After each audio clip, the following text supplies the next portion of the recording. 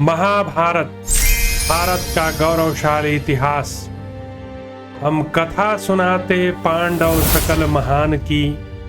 यह महाभारत है पुण्य कथा श्री भगवान की।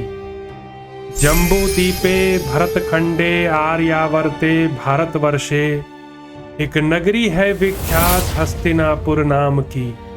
यह जन्मभूमि है पांडव सकल महान की। यह महाभारत है पुण्य कथा श्री भगवान की। महाभारत भारत का गौरवशाली इतिहास। द्रोण पर्व, संक्षिप्तक वध पर्व। अध्याय 27 से 28। अर्जुन का संक्षिप्तक सेना के साथ भयंकर युद्ध और उसके अधिकांश भाग का वध। संजय कहते हैं, महाबाहो, आप जो मुझसे युद्ध में अर्जुन के पराक्रम पूछ रहे हैं, उन्हें बताता हूं। अर्जुन ने रणक्षेत्र में जो कुछ किया था वह सुनिए। भगदत्त के विचित्र रूप से युद्ध करते समय वहां धूल उड़ती देखकर और हाथी के चिघाड़ने का शब्द सुनकर कुंती नंदन अर्जुन ने श्री कृष्ण से कहा, मधुसूदन, राजा भगदत्त अपने हाथी पर सवार जिस प्रकार उतावली के साथ युद्ध के लिए निकले थे, उससे जान पड़ता है निश्चय ही यह महान कोलाहल उन्हीं का है।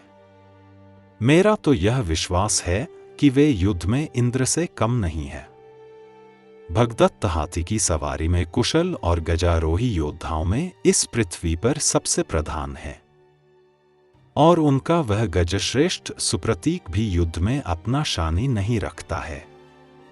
वह सब शास्त्रों का उल्लंघन करके युद्ध में अनेक बार पराक्रम प्रकट कर चुका है। उसने परिश्रम को जीत लिया है। अनग, वह संपूर्ण शस्त्रों के आघात तथा अग्नि के स्पर्श को भी सह सकने वाला है। आज वह अकेला ही समस्त पांडव सेना का विनाश कर डालेगा। हम दोनों के सिवा दूसरा कोई नहीं है जो उसे बाधा देने में समर्थ हो। अतः आप शीघ्रता पूर्वक वहीं चलिए जहां प्राग ज्योतिष नरेश भगदत्त विद्यमान है। अपने हाथी के बल से युद्ध में घमंड दिखाने वाले और अवस्था में भी बड़े होने का अहंकार रखने वाले इन राजा भगदत्त को मैं देवराज इंद्र का प्रिय अतिथि बनाकर स्वर्गलोक भेज दूंगा। सव्यसाची अर्जुन के इस वचन से प्रेरित हो श्री कृष्ण उस स्थान पर रथ लेकर गए जहां भगदत्त पांडव सेना का सहार कर रहे थे। अर्जुन को जाते देख पीछे से 14,000 संक्षिप्तक महारथी उन्हें ललकारते हुए चढ़ाए। उनमें 10,000 महारथी तो त्रिगर्त देश के थे और 4,000 भगवान श्री कृष्ण के सेवक नारायणी सेना के सैनिक थे। आर्या, राजा भगदत्त के द्वारा अपनी सेना को विदीर्ण होती देखकर तथा पीछे से संक्षिप्तकों की ललकार सुनकर उनका हृदय दुविधा में पड़ गया। वे सोचने लगे, आज मेरे लिए कौन सा कार्य श्रेयस्कर होगा, यहाँ से संक्षिप्तकों की ओर लौट चलूं अथवा युधिष्ठिर के पास जाऊं। कुरुश्रेष्ठ, बुद्धि से इस प्रकार विचार करने पर अर्जुन के मन में यह भाव अत्यंत दृढ़ हुआ कि संक्षिप्तकों के वध का ही प्रयत्न करना चाहिए। श्रेष्ठ वानर चिह्न से सुशोभित ध्वजा वाले इंद्र कुमार अर्जुन उपर्युक्त बात सोचकर सहसा लौट पड़े। वे रणक्षेत्र में अकेले ही हजारों रथियों का सहार करने को उद्यत थे।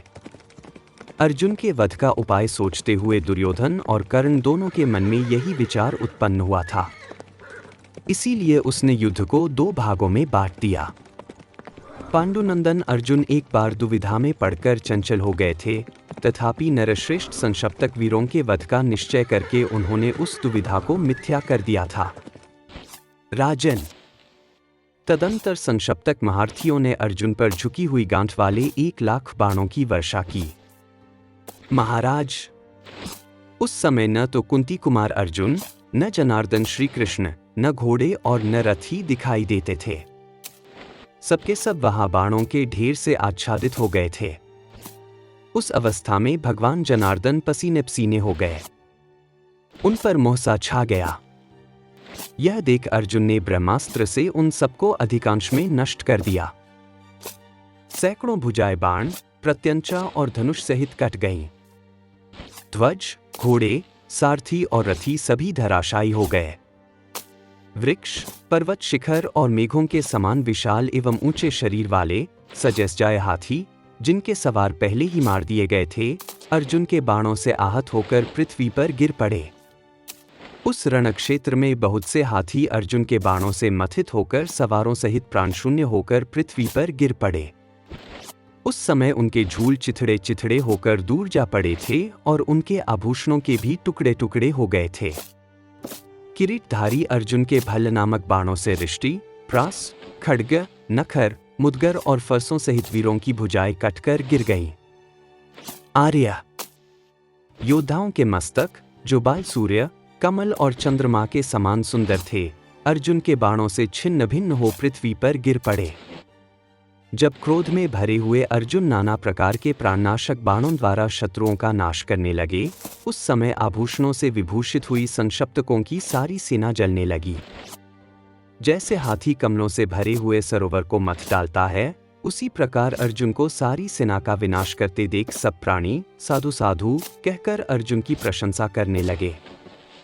इंद्र के समान अर्जुन का वह पराक्रम देख भगवान श्री कृष्ण अत्यंत आश्चर्य में पड़कर हाथ जोड़े हुए बोले, पार्थ, मेरा ऐसा विश्वास है कि आज समरभूमि में तुमने जो कार्य किया है, यह इंद्र, यम और कुबेर के लिए भी दुष्कर है। इस संग्राम में मैंने सैकड़ों और हजारों संक्षप्तक महारथियों को एक साथ ही गिरते देखा है।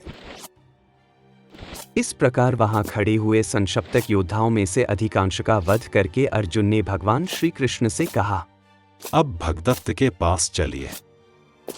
संक्षप्तकों का संहार करके अर्जुन का कौरव सेना पर आक्रमण तथा भगदत्त और उनके हाथी का पराक्रम। अध्याय 28। संजय कहते हैं, महाराज, तदंतर द्रोण की सेना के समीप जाने की इच्छा वाले अर्जुन के सुवर्णभूषित एवं मन के समान वेगशाली अश्वों को भगवान श्री कृष्ण ने बड़ी उतावली के साथ द्रोणाचार्य की सेना तक पहुंचने के लिए हाका।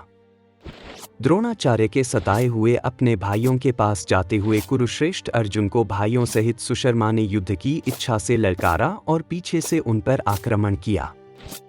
तब श्वेतवाहन अर्जुन ने अपराजित श्री कृष्ण से इस प्रकार कहा, अच्युत, यह भाइयों सहित सुशर्मा मुझे पुनः युद्ध के लिए बुला रहा है। उधर उत्तर दिशा की ओर अपनी सेना का नाश किया जा रहा है। मधुसूदन, इन संक्षप्तकों ने आज मेरे मन को दुविधा में डाल दिया है। क्या मैं संक्षप्तकों का वध करूं अथवा शत्रुओं द्वारा पीड़ित हुए अपने सैनिकों की रक्षा करूं? इस प्रकार मेरा मन संकल्प विकल्प में पड़ा है, सो आप जानते ही हैं। बताइए, अब मेरे लिए क्या करना अच्छा होगा? अर्जुन के ऐसा कहने पर भगवान श्री कृष्ण ने अपने रथ को उसी ओर लौटाया जिस ओर से त्रिगर्तराज सुशर्मा उन पांडुकुमार को युद्ध के लिए ललकार रहा था। तत्पश्चात अर्जुन ने सुशर्मा को 7 बाणों से घायल करके 2 छुरों द्वारा उसके ध्वज और धनुष को काट डाला।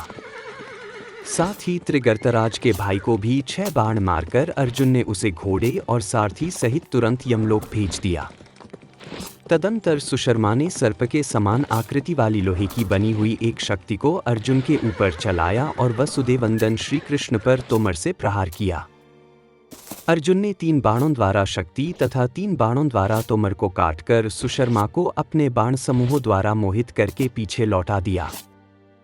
राजन, इसके बाद वे इंद्र के समान बाण समूहों की भारी वर्षा करते हुए जब आपकी सेना पर आक्रमण करने लगे, उस समय आपके सैनिकों में से कोई भी उन उग्र रूपधारी अर्जुन को रोक न सका। तत्पश्चात जैसे अग्नि घास फूस के समूह को जला डालती है, उसी प्रकार अर्जुन अपने बाणों द्वारा समस्त कौरव महारथियों को क्षतविक्षत करते हुए वहां आ पहुंचे।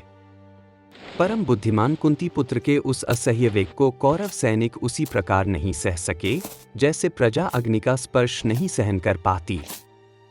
राजन, अर्जुन ने बाणों की वर्षा से कौरव सेनाओं को आच्छादित करते हुए गरुड़ के समान वेग से भगदत्त पर आक्रमण किया। महाराज, विजय अर्जुन ने युद्ध में शत्रुओं की अश्रुधारा को बढ़ाने वाले जिस धनुष को कभी निष्पाप भरतवंशियों का कल्याण करने के लिए नवाया था, उसी को कपटयुद्ध खेलने वाले आपके पुत्र के अपराध के कारण संपूर्ण क्षत्रियों का विनाश करने के लिए हाथ में लिया। नरेश्वर, कुंती कुमार अर्जुन के द्वारा मथी जाती हुई आपकी वाहिनी उसी प्रकार छिन्न भिन्न होकर बिखर गई जैसे नाव किसी पर्वत से टकराकर टूक टूक हो जाती है। तदंतर 10,000 धनुर्धर वीर जय अथवा पराजय के हेतुभूत युद्ध का क्रूरतापूर्ण निश्चय करके लौट आए। उन महारथियों ने अपने हृदय से भय को निकालकर अर्जुन को वहां घेर लिया। युद्ध में समस्त भारों को सहन करने वाले अर्जुन ने उनसे लड़ने का भारी भार भी अपने ही ऊपर ले लिया। जैसे 60 वर्ष का मदस्रावी हाथी क्रोध में भरकर नरकुलों के जंगल को रौंद कर धूल में मिला देता है, उसी प्रकार प्रयत्नशील पार्थ ने आपकी सेना को मटियामेट कर दिया।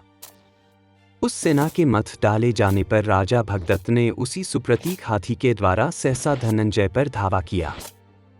नरश्रेष्ठ अर्जुन ने रथ के द्वारा ही उस हाथी का सामना किया। रथ और हाथी का वह संघर्ष बड़ा भयंकर था। शास्त्रीय विधि के अनुसार निर्मित और सुसज्जित रथ तथा सुशिक्षित हाथी के द्वारा वीरवर अर्जुन और भगदत्त संग्राम भूमि में विचरने लगे। तदंतर इंद्र के समान शक्तिशाली राजा भगदत्त अर्जुन पर मेघ सदृश हाथी से बाण समूरूपी जलराशि की वर्षा करने लगे।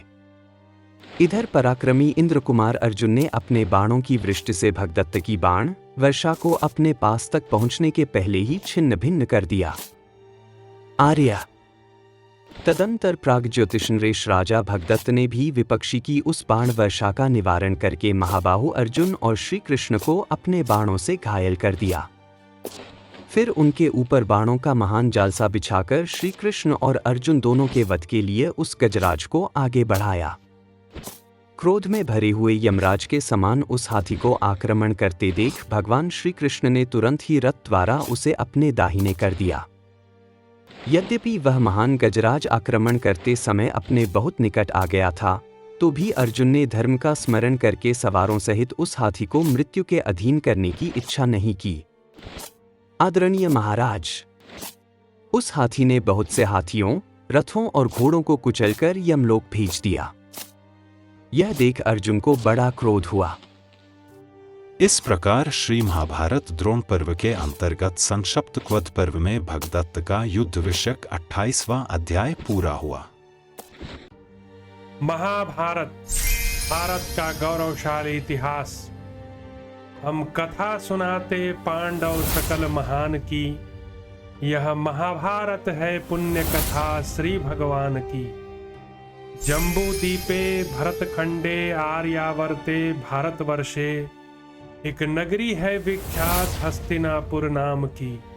यह जन्म भूमि है पांडव सकल महान की, यह महाभारत है पुण्य कथा श्री भगवान की।